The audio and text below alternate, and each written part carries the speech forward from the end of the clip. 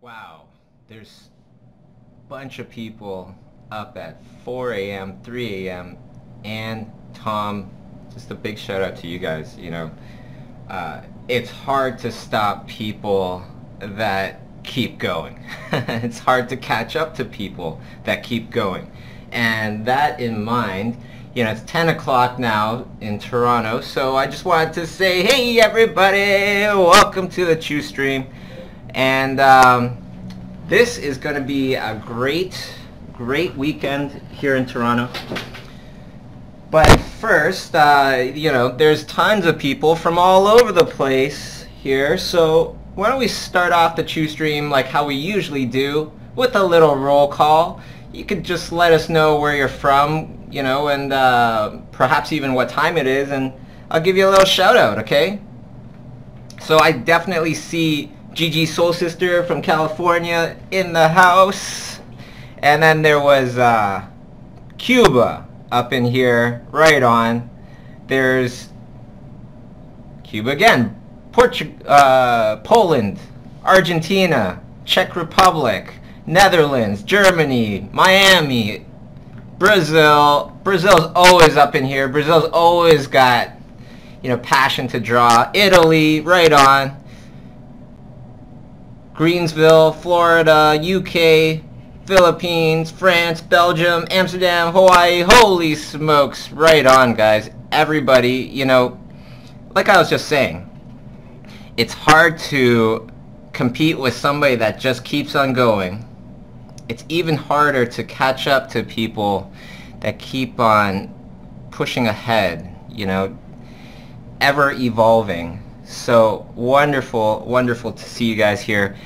For those of you that are here for the first time, what is this chat all about? What's this live stream all about? Well, it's a gathering of like-minded people that are really just intense about art, wanting to really become great artists, have a great career, and all this stuff.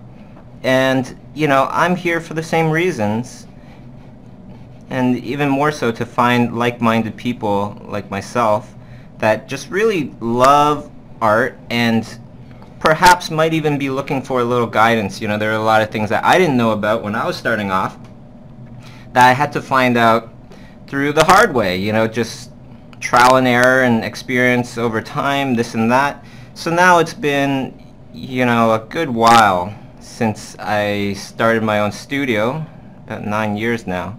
But I've been doing freelance since I was a teenager. So we're talking, it's coming on to like 20 years. Holy smokes, this time fly past. But yeah, literally, you just turn around and all of a sudden it's 20 years since getting my first paycheck as an artist. So I like to do these streams because I feel like I have something that I can contribute. So if you have a question that you'd like to be answered, you can just go to bit.do/March27-Chiustream. That'll lead you to a Facebook post for our fan page, and then you could just post your stuff there, your questions there, and I'll be happy to answer it. When it's in the chat, it gets a little difficult because sometimes that chat just starts rolling so quick it becomes quite difficult to see any questions. Okay, so if you do have a question, you could put it there. Otherwise, I got two little announcements to make. Okay, one is the Schoolism workshop. It's happening this weekend and it's sold out. So if you couldn't get tickets and you're in the Toronto area and you would like to, be an artist and you want to meet some professional artists, come to the party. We have a Schoolism party.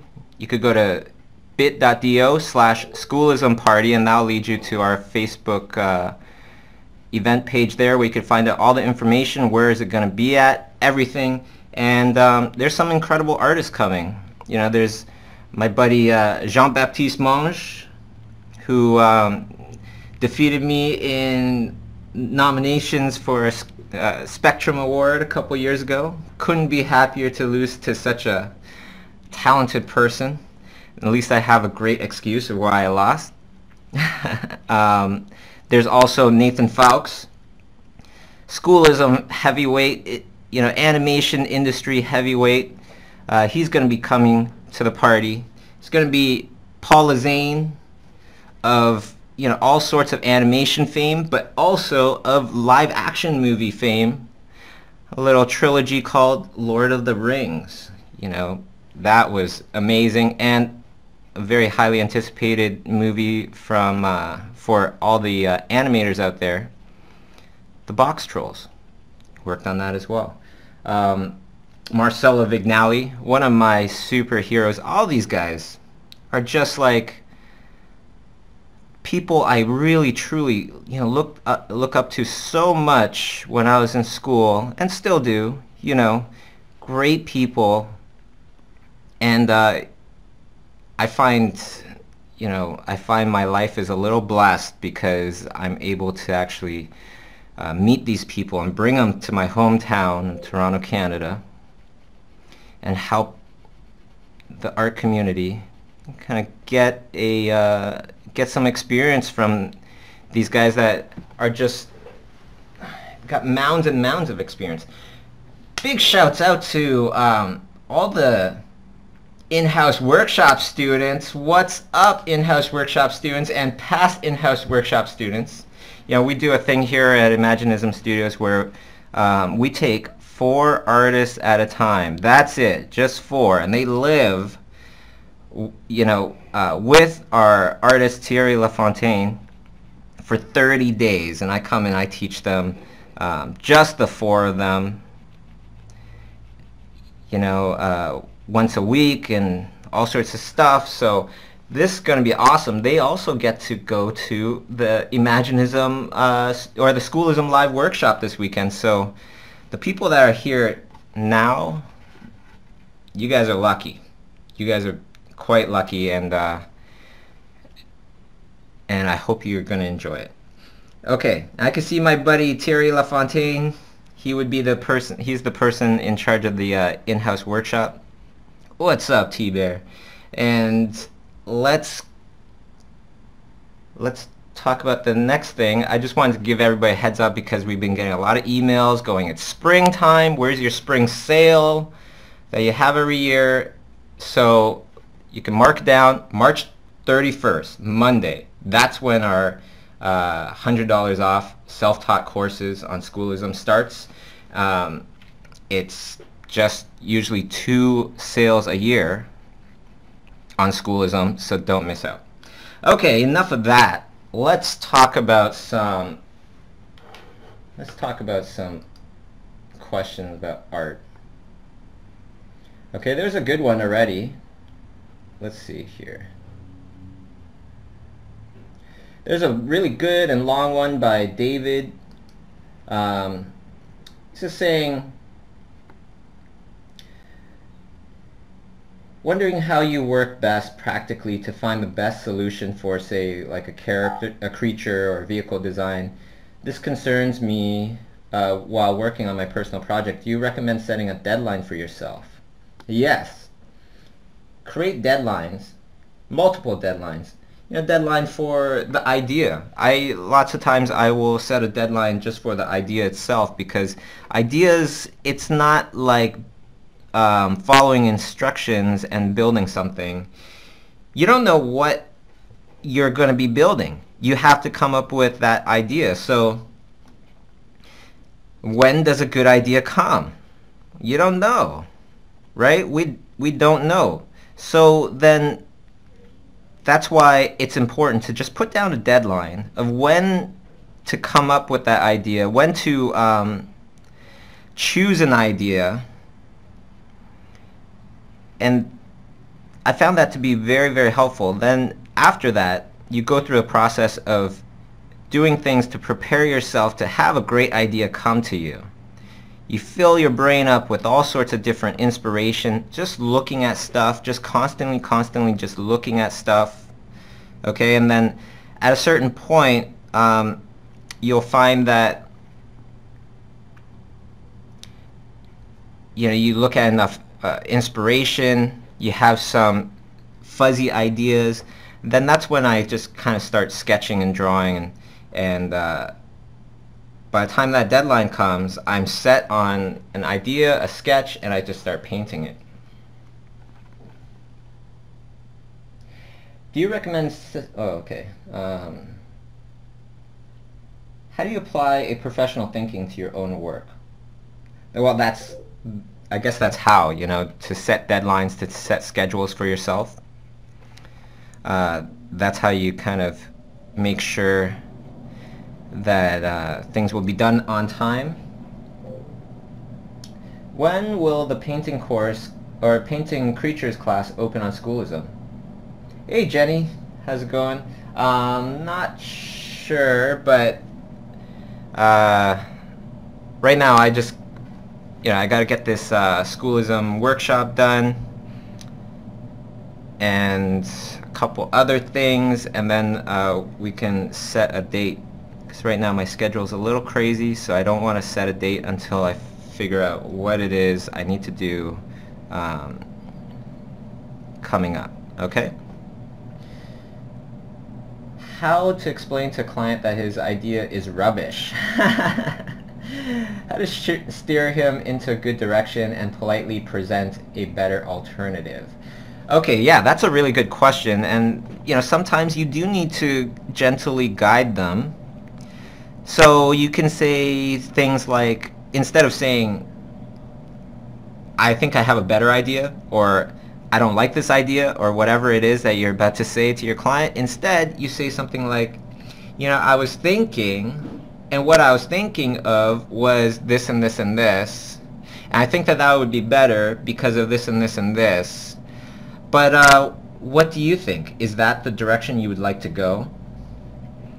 And I find because you're asking it in terms of a question, it's okay to have some suggestions now, and it's a lot easier for your client to kind of agree with you because you're asking them a question, so once they answer it, they're the ones that made the decision. They have a bit more ownership of whatever it is that you're asking, and then they'll be more into it because they felt like you're not telling them what to do.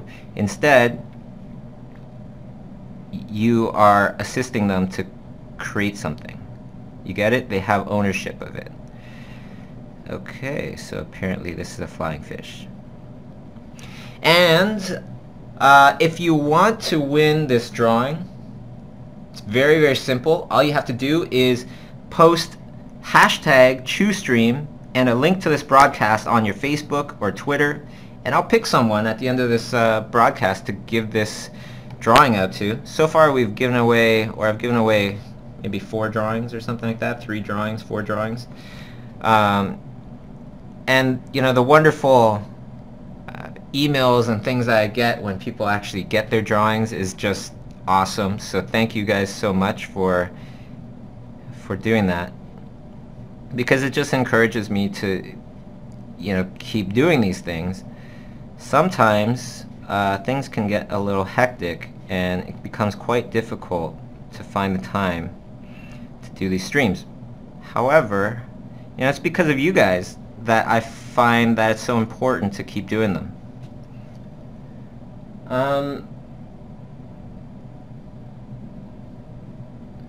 So Monica, to answer your question about the client is always right, yes, the client is always right, but if you can help them come up with the decision that you want, that you think is best, then you've contributed to the client's decision, which is the right decision, right? Alright, let's go on to the next one here. My digital paintings can take a long time to produce. How can I speed things up? Says Louis. Okay, so how do you draw faster, right? How do you paint faster? It's not about how physically quick you are moving your brush or your pencil. No, it's much more than that. It's much more about how fast are you, or what rate are you putting down correct information onto your page. If you do life drawing, sometimes you might see this. You might see somebody just sketching really fast right beside you, okay? And they might be more of a beginner, And then you have another person beside you on the other side, and this person's a lot more, you know, seasoned, and they're going like this, a lot slower, looking at stuff, and by the end of it, the person that was just going scratch, scratch, scratch, scratch, that person has a big mess, a lot more lines, but a lot less complete of a piece of art than the other person that just took their time and did that. Now, how did that happen? Well, it's because the person that's just going, you know, slower, even though they are drawing fast or slower, they're putting down much more information down than the other person. The other person is trying to find an angle, trying to find a line, so they put down maybe 4 lines before finding the correct line. Now they got a big mess. The other person looks for the line, boom, but instead of just doing that, they might make it a little thicker towards the bottom to symbolize, to represent shadow. They might make it thinner at a point to make it feel soft, perhaps, you know, and that's all with one line. So one line, they're saying the angle, they're saying shadows, they're saying, you know, how hard and soft the thing is. So with that one stroke, they're saying 3 things, while the other person, 4 strokes, saying just one thing and making a big mess. That's how you draw faster. It's all about, you know, how fast you're thinking, and, you know, what rate are you putting down correct information. If you're putting down correct information very quickly, then you're drawing fast. Really good question, though. So let's see here. Next one here is, do you think that the main key to making a character look natural within a landscape relates to lighting and shadow? What are some things to consider when trying to draw a person or creature into an environment? Well, the thing to consider, Crystal, I think that's how you pronounce it. The thing to consider, Crystal, is that the environment and the creature, what do they have in common? What do they have that's similar? Okay?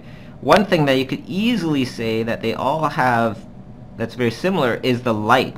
The light that is lighting up the scene, well, it's affecting the whole entire scene, which means it's affecting not just the environment, but the character. Right? So, for example, if you had a nice warm yellow light come in, well, if you apply that warm tinge of yellow to everything that you're doing, then all of a sudden your environment and your creature will feel like they're fitting in a lot better together.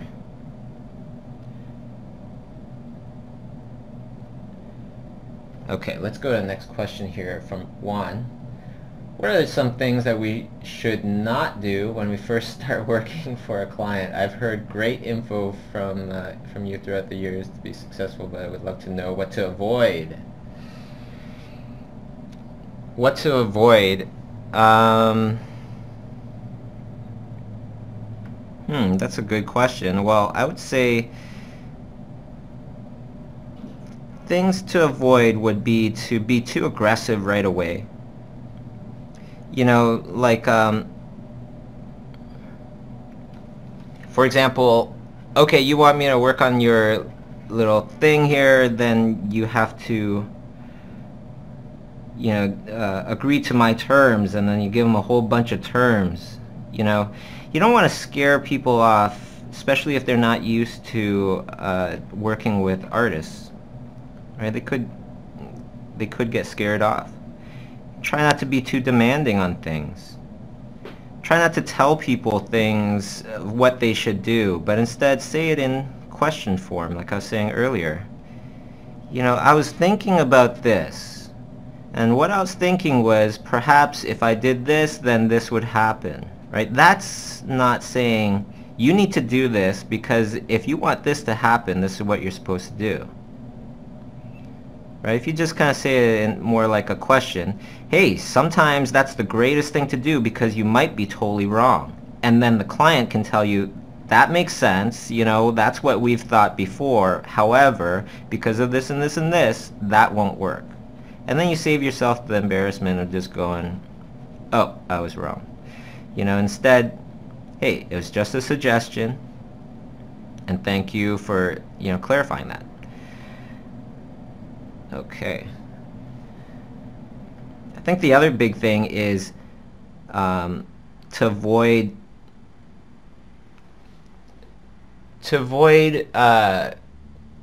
if you want to turn a job down, avoid doing it coldly. You know, let them know if you want to work for them in the future. Let them know that you would, you know, that you really appreciate their time and, you know, contacting you and their interest in your work. You would love to work with them. However, scheduling is generally the hardest part about, you know, working together. Have to find the right time. So I'd like to keep in touch, you know, and just perhaps in the future something might happen. And then you kind of make sure that keeping in touch means, you know, an email like once a year or something like that. Nothing too crazy. Twice a year, perhaps.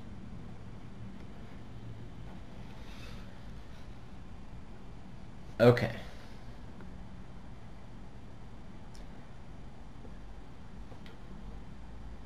I think what we're going to do here now, I'm just looking for any more new questions.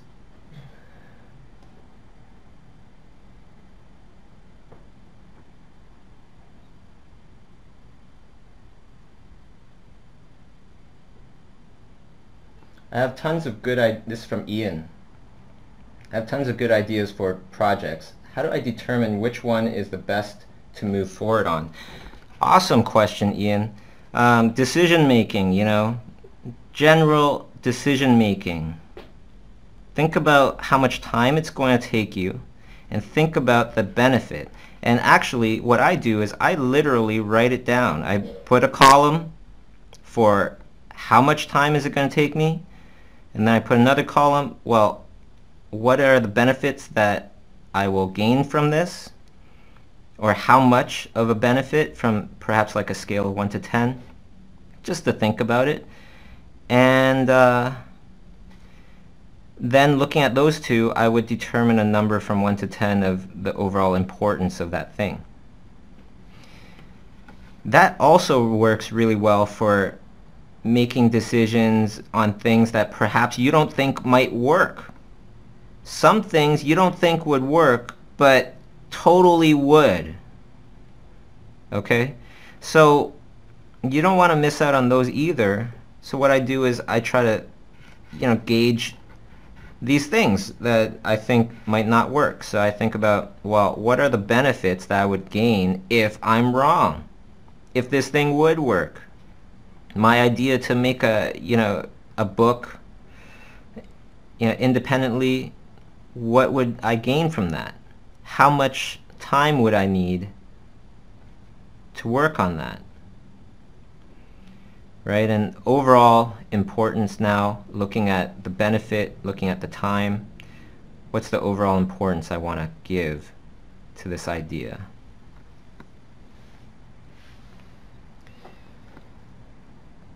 Now, talking about decisions, I want to talk to the people out there that, you know, are perhaps thinking that they want to do, follow a certain path in their careers because they feel like, oh, that's where the market is now. People are hiring for this. Well, let me just tell you that, you know, just about everything will change in the average person's lifespan. Many things that I've learned in school are totally not applicable in today's industry, like layouts, you know, drawing backgrounds. The way that I was taught in school was very, very old school. Animation, same thing with timing charts and all this stuff that we don't really use as much anymore. but especially the layouts, right? Because everything's gone so digital. There might be still 2D animation, however, traditional background drawing has kind of been phased out, you know? So, and to put things in another perspective, right? When I was in school, we only had 3 computers amongst, in just my year, there was around 100 or 90 people. 3 computers. Things change. How do you keep up with all these changes? Because nowadays, things are changing much faster than they've ever been before. It's like almost every month somebody comes up with some new thing, and it just kind of changes the landscape quite a bit. You know, doesn't that kind of worry some people out there? I don't think it should worry you, but it's definitely something that you should not ignore. We have to get into the habit of constantly adding value to whatever it is that we do. We have to. Right? Because life, you know, itself is adding value to the average person's life as time goes on as well. Things keep changing. We need to keep changing with it. We need to keep up with it. Think about this. Can you name one artist that's been around for a very long time, that's been still very popular, like a musical artist, right? A person that's a singer or whatever that's been around for a super long time that hasn't changed their style at all. There's very, very few people like that. You know, did Madonna change her style? Yeah, she changed it quite a bit. You know, did Michael Jackson change his style as his career progressed? Tons. Completely, you know, unrecognizable compared to his youth days. All these people. So we have to, you know, we can't ignore that. We have to kind of learn from those things and think we have to change as well. Okay? How do you change? Well, the best way to change is to add value to what it is you know, what it is you do. People will have a very hard time phasing you out if you're a person that's constantly learning. Okay? So I guess this thing is chasing this birdfish. This will be fun. The other thing I wanted to mention was, you know, I was watching documentaries on wildlife. You know, animals in the jungle, and you got this predator hiding in the sand, this creature walking along, it might be a frog, might be an insect, whatever, walking along and gets ambushed by this creature, right? A lot of it is like there might be 40 of these things, 1,000 of these things flying along, and the creature ambushes one in particular. Now, why did it ambush that one? Yeah, it might be slower, whatever, but more or less it's kind of like by chance, right? A lot of these things become by chance. Chance is it's not a friendly thing. Chance is actually quite harsh, and a lot of times puts people in, you know, bad situations just because of chance. You know, and if you're a person with no goals, then that means you have no direction, which means that life is steering you by chance. Don't allow chance to steer your life, because as we know from nature, you know, just letting nature, life, whatever, just steer you is not a good idea. It's much better to have a plan, to have some goals, have a direction.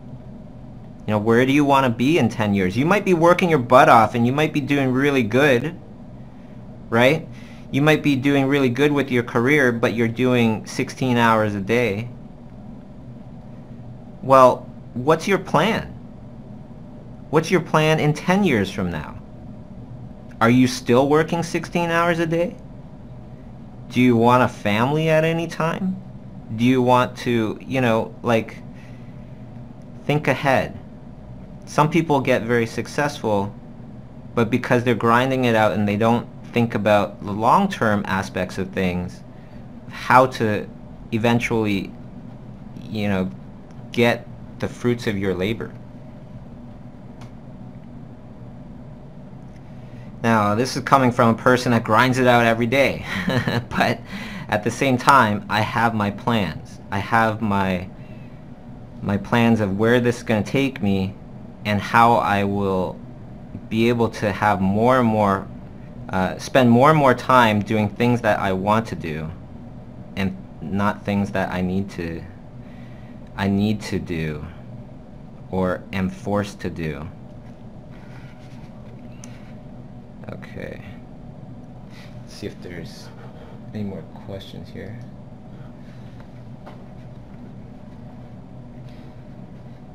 You know, something that I want you guys to know, and it's not something that's going to really help me out very much, but I find it's going to be really important for me to tell a lot of you out there that might not be at the level that where you're not struggling anymore, okay? Or where you some of you might be at the level where you're not satisfied with your skills at this point, and you're not sure if you'd ever be able to do the things that you want to do, the paintings to the level that you want to paint at. I want to tell you guys out there that might feel like that I have a, you know, little confession. I don't believe that I'm gifted in any way in art. You know, I don't believe that I was gifted in any way or born talented in art in any way. I feel like the best thing of all was that I'm persistent, right? I'm persistent. I work at it. And anyone can be persistent. That's the beauty of this whole entire message here, is that you guys can all be super persistent. It's all a choice. You know, do you want to do nothing, or do you want to do something that will get you closer towards your goals? Make your art better. A lot of times, you know, one of the problems is that that we don't really realize that our mind and our brain are two different things. You know, our brain is filled with chemicals, and you know, different chemicals will come into the brain making you feel differently, right? You eat a chocolate bar, if you're really sensitive with sugar, it might change your mood big time. When you have a sugar crash, that might change your mood big time. That's your brain, right? Your mind is the thing that goes, you need to draw, we should draw. Your brain is the one that goes, I'm tired though. So what I'm saying is, you can either take control of your mind, your brain, or it will control you. You know, practice and take control. What was that book I was reading? It was talking about habits. And it was talking about the whole idea of willpower. Maybe it's called, I think it's called the Willpower Instinct. But in this book, it was saying that willpower is something that you can strengthen. Just like a muscle in your body, you can strengthen it. And that's the key to like getting control of your own brain.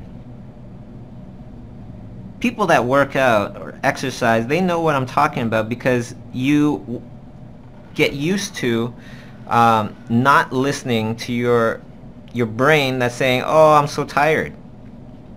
You feel that super tiredness and you keep going because you know that that's what's going to get you the best results. Same thing with practicing to exercise your willpower. Right? When you don't want to draw anymore, when you are feeling tired because of the long day that you had, whatever, well, life favors the ones that keep going. So, you know, practice just taking control of your brain, telling it what to do, and just draw for just 5 minutes. Just promise yourself 5 minutes of drawing when you're super tired, when you don't want to draw. It's almost guaranteed that if you do get into it, you'll be drawing there for longer than 5 minutes. That you'll get into it.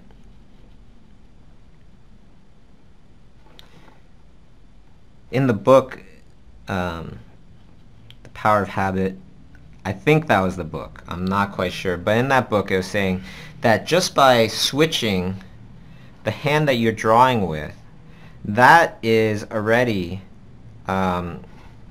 strengthening your willpower. Right? If you eat with your right hand regularly, try eating your meals with your left hand. And that alone will help to strengthen your willpower, supposedly. I believe it.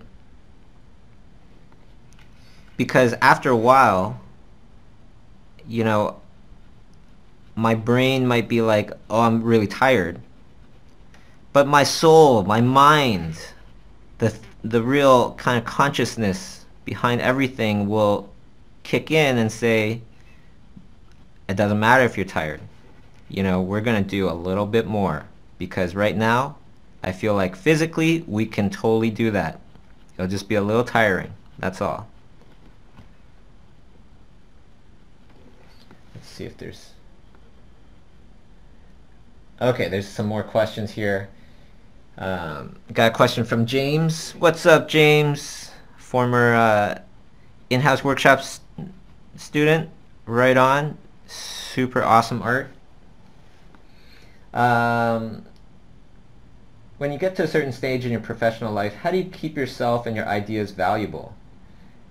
Trends change so fast, I imagine it must be difficult to keep your work fresh and contemporary.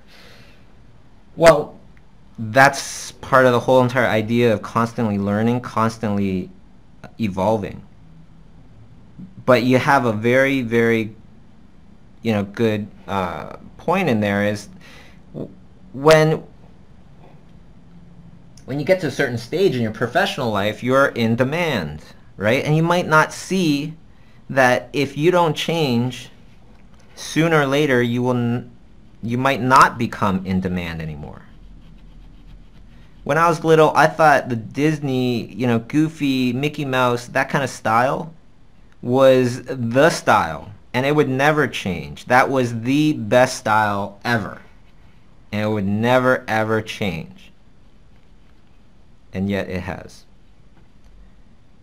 You know, some of the most iconic styles that you thought would never change all of a sudden go out of style. If you're constantly looking to change, then your fans, followers, whatever, they'll get used to it and they'll be with you through those changes.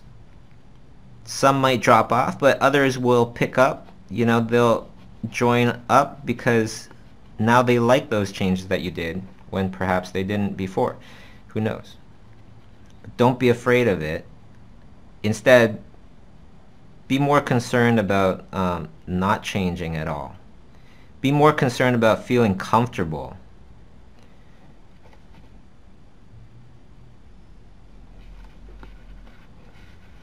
Okay. Let's go to the next thing here. Yvonne Goodman, Gigi Goodman, has a question. This might not have anything to do with the Chiustream, but I really need to know. For those artists out there studying the different fundamentals of character design, say like studying perspective on people, what books do you have on perspective on people, and where did you buy them? Perspective on people.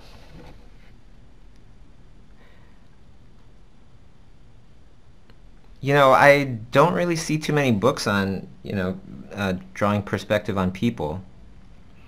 Alex Wu and Luis Gonzalez, on their Schoolism course, they teach about drawing, gestures and incorporating perspective.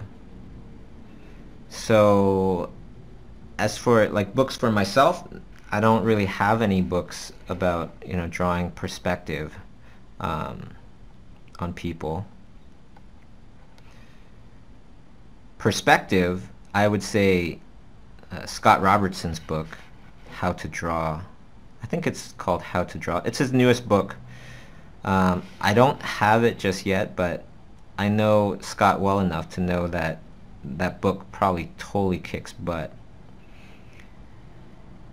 And it's interactive too, because you can use your iPad with it, scan the little, or download his app, and when you hover it over some of the pages, you'll see like videos pop up, which are pretty awesome.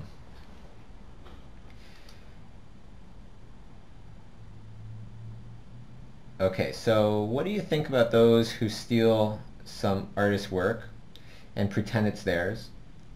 I've seen that so many times, but I can't be on every website and report them. How can we protect our work from those guys? What do you suggest? Also, I've seen another weird thing. Some people are paid to remove a copyright sign or watermark. Wow, that's really interesting. This is how I kind of look at it. Plagiarizing, taking your stuff, it's only getting easier.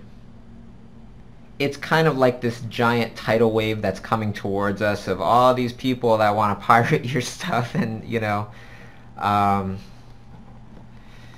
take it as their own and whatever, sell shirts with it and stuff like that. I've had my share. KS Dara, she's had a ton of people do that with her stuff. But I find it's much more important to learn to ride the wave than trying to build a dam to block this giant tidal wave that's coming at you. A lot of times I look at different industries and try to find similarities, try to make connections. One of the main industries I look at is the music industry. They already went through it, just like us with visual art. It's like not a lot of people seem to really respect the value of music, just like how a lot of people don't really respect the value of art sometimes, just the ordinary regular person. So how did they deal with it? There was a bunch of people that really tried to attack piracy, and they didn't do very well. And then some people embraced it and used it to their advantage, try to figure out a way to actually use it, and then they ended up doing even better sometimes.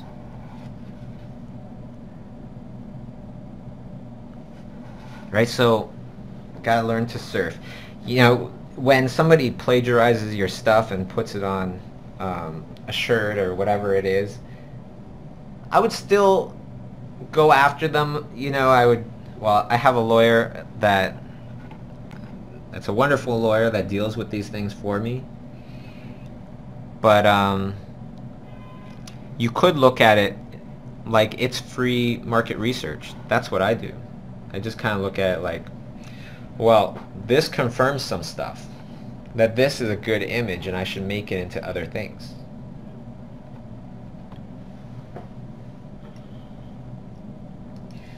Let's go to the next one here. Norman writes, what do art directors look for in a portfolio, especially the gaming industry? Norman, gaming industry, I'm not sure because I never applied for any kind of gaming industry. I can tell you about what do I look for what I do, like working in films. If I'm looking at your portfolio, first thing I'm looking for are great ideas. Second thing I look for are, can you back up those ideas with some really good fundamentals? But the most important thing is your ideas. Are your ideas?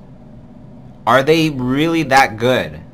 You know, when it's supposed to be funny, is it really funny? Or is it just kind of like, huh, that's interesting. You know, that's a perfect sign that no, it's not that funny. If it's just a little smirk, or not even, like a little smile, then that's not funny. If it's just your friends laughing because you're like, hey, what do you think of this? It might not be funny. It might be funny, might not be funny. Ask somebody else. That's why the internet's so good, you know. You can totally tell from the internet how many people, you know, like your stuff and all that. Unless you're pretty much just unknown, then perhaps your stuff might just never really be seen by the right people to make it a little bit more viral and having more and more people comment on it.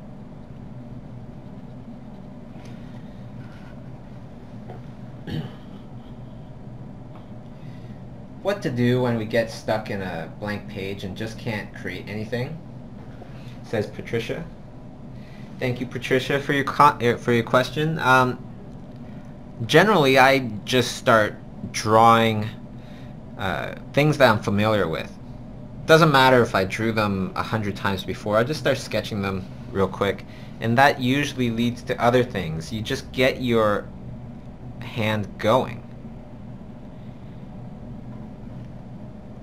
I believe Nathan Fowke said in one of his talks, you know, what do you do about artist block?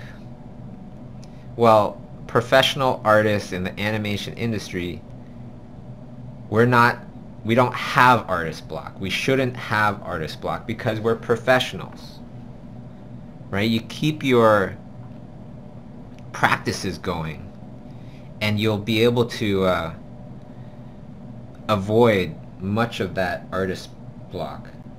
Okay? What's a good way to start finding clients for freelance work, says David. Now that is like the question that everybody's always wondering, right? What's the best way? What's a good way to start finding clients for freelance work? Well, you know, is it on forums? Yeah, it's on forums. Is it making your own self-published book and going to conventions? Yeah, definitely. Is it having a website? Yes. Is it, you know, joining contests? Yes. Is it entering in really good annuals? Yes. It's all of those things. And if you could do all of them, then you'll have a much better chance of finding clients. It's not like the one thing, but it's more like if the client sees your stuff, and then sees it again, and then sees you at a convention, or whatever it is, but just keeps seeing your stuff, and your stuff it just keeps popping up in conversations, then that's when they will call you. So how do you do that? Well, you do everything that you can to get your stuff out there without hurting anybody, you know. As long as what you're doing is positive, do all of it and do it all at once. Really give it your all. I'm talking giving it your all as in like 18 hours a day. 16 hours, 18 hours a day. Even if you got other things to do, this is what you're thinking about from when you wake up to when you go to sleep. Get obsessed. I used to be so into video games that I would see Tetris pieces in my sleep when I closed my eyes. They would still be falling. And whether or not I liked it or not, I kept turning them in my mind. I would turn these little pieces and make little lines. Why? Because I was just so into Tetris and my Game Boy when I was a kid that it just obsessed. I just obsessed about it. And it was just a part of my life, and it is part of my everyday thinking, and I just kept thinking about it over and over and over and over again. Think about your art that way. Think about your clients, getting clients. I need to get clients. I need to get clients. I need to get clients. I need to get better at art. I need to get better at art. I need to add value to my stuff. And you get obsessed about it. That's the best way to find clients. Like a rocket ship, you're going to use up 2/3 of your fuel to get that rocket ship up and out of the atmosphere, out of the beginner area, into the professional area. Because once you blast that rocket ship, you know, super hard to get it out of the atmosphere, but once you do, then you're in space. You're in the professional area. You're doing pretty good. People know you now. And now to move, you just go psh, psh, psh, psh, you know, and it's much easier to kind of maneuver and go further and go forward. That's what you gotta do. You gotta give it everything and then some in the beginning. In the very beginning, it was like I felt like my back was against the wall. I felt like my back was against the wall, not even against the wall, against the cliff, the edge of a cliff. And if things didn't start happening, then not only would I lose everything I have, but my brother would lose everything that he had. And Kay, you know, she's living with me as well. She's going to be in trouble. And then when Thierry was joining us, he would have been in trouble. So it felt like I had my back up against a cliff, not against a wall. That kind of pressure I would never wish upon anybody because it's scary. However, I can't deny the fact that that had a huge, huge impact on how things started to turn around so fast. How we started a studio and within a year, you know, we're profitable and we're doing well. Those days I would sleep like maybe 5 hours at the most. And I would just get up because I was so just obsessed. Now, side note, when you get too obsessed to the point where you're not eating, where your health is deteriorating, all these things, then you need some balance. Dial it down a bit. You have to stay healthy to, you know, make a successful career in the long run. You still need 1/3 of that fuel to get back safe.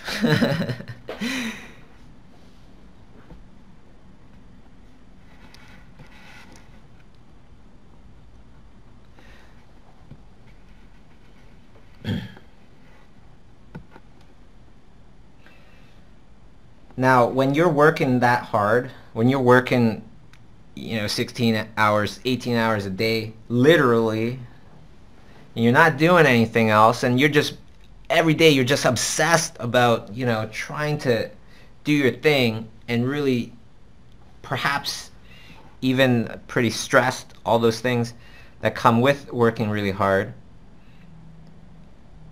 sometimes bad things still, happen.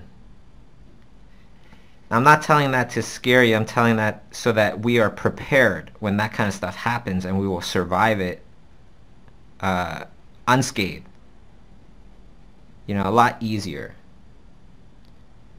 Now remember this, when you are positive and nice, when you have every reason not to be, when you're in a situation to have every reason to be upset and not positive and nice, those are the best times to be positive and nice, because that's when, believe it or not, you will be rewarded just because of your attitude. I've wanted to work with so many people just because of their attitude. Nico and the Sword of Light, our animated comic book app, it never would have made it so far if I didn't have such awesome, teammates.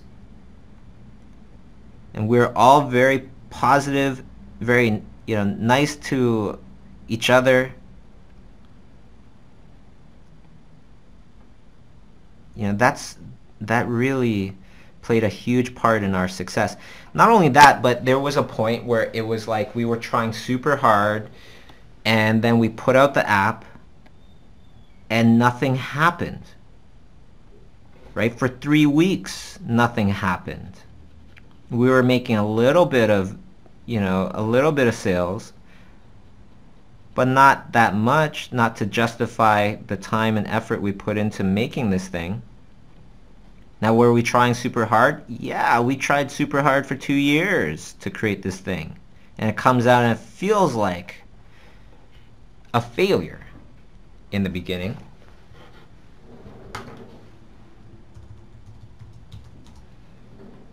Right? Feels like a failure, but then all of a sudden, boom, it hits virality, gets picked up, by the community, then it gets featured, and then things just blew up. And even though, we weren't the ones to decide for it to be featured, we kept very positive. From the very beginning, we said to ourselves that we are going to go through the trenches and then back, and then again, to make this thing successful. We can't assume that our work is done when the app is done. Our work is done when this thing is a success, and we will not stop until then. And we all made it clear to each other that that's what we were going to do. So when that happened, and we weren't selling as much as we wanted to, that we were hoping for, we didn't panic. We didn't get into a depressed state. We said this was the point that we knew was coming, that might come. So everybody stay positive and push even harder, and this will change. This situation will change. And then it did.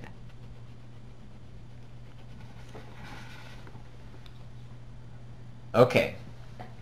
So I think let's go to, I'm just going to answer one more question, and then we're going to give this drawing away, okay?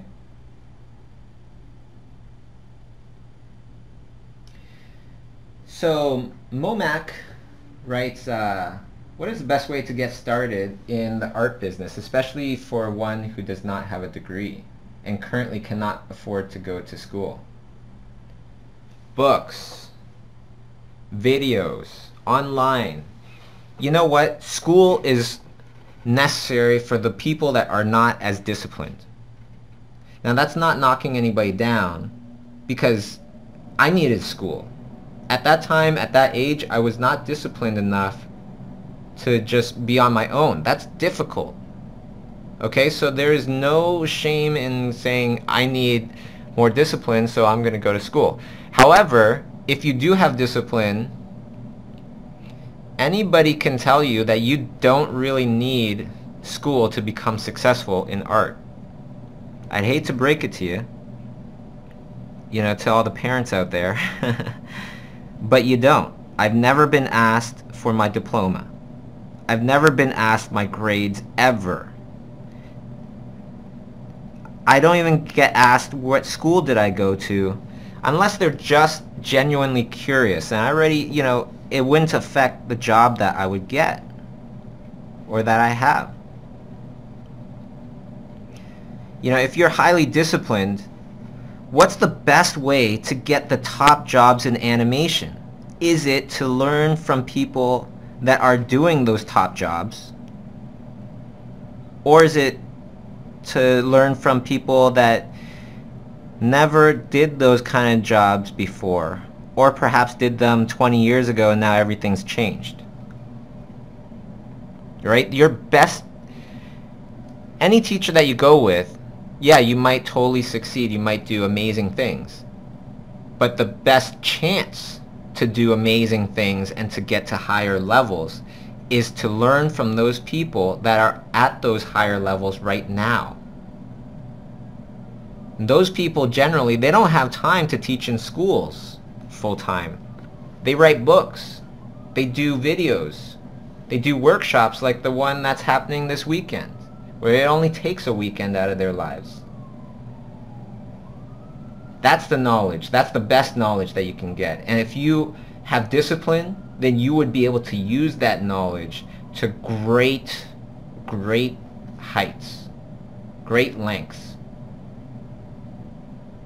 When I graduated from school, my portfolio, if I looked at it now, just as like, oh, I'm looking at a student's portfolio, I would look at my own portfolio and go, you still have a long way to go. When I graduated, it wasn't until I got really disciplined and searched out these teachers, these people, these artists that are working at those high levels, that are, famous and known for what they do, their expertise. When I started learning from them, that's when things changed completely. That's when I saw the most growth in my art.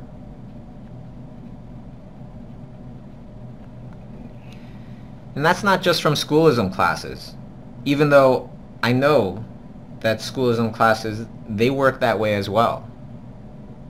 This is also from just reading books. There's like a few good books. Some of my favorite art books. Alla Prima, it's a painting book. Alla Prima by Richard Schmidt. I think that's who wrote it. And of course Drawn to Life by Walt Stansfield. Those ones are amazing. Illusion of Life is definitely a wonderful book as well. Some chapters a little bit out of date because it's talking about the history of animation, but there are such wonderful little passages in there and tips and things about how to make some awesome art.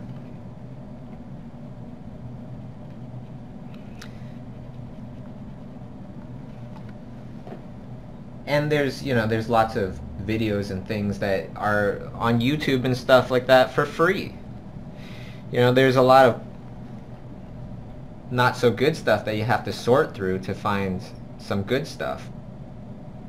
But at least it's there available for people that can't afford an education. Okay, so there you go. Let's go to the winner, right? Let's go and pick a winner. So last time I chose somebody from Twitter. I think this time, not like I'm just going to alternate back and forth,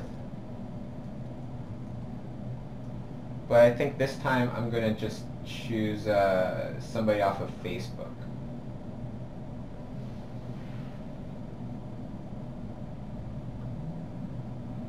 Okay, so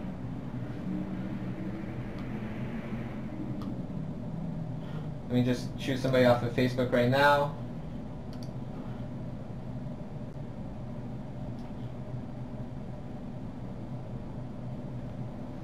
Okay, so nice and simple. Wayne Carnegie. Wayne Carnegie, you are the random selected winner of this drawing right here, live on the Chiustream. Thank you everybody for spending some time with me, and I hope this stream helped. And if you guys out there feel the struggle, feel the doubts, the emotional roller coasters, guess what? That's an advantage. Just like how I felt like my back was against the wall starting my career. It's an advantage. Most disadvantages that people have that just make it a little harder for you to succeed, a lot of times that's the extra push that we need to make us strong, to make us ready for the real world. There's this great little fact where there's certain plants, they won't grow nice and strong.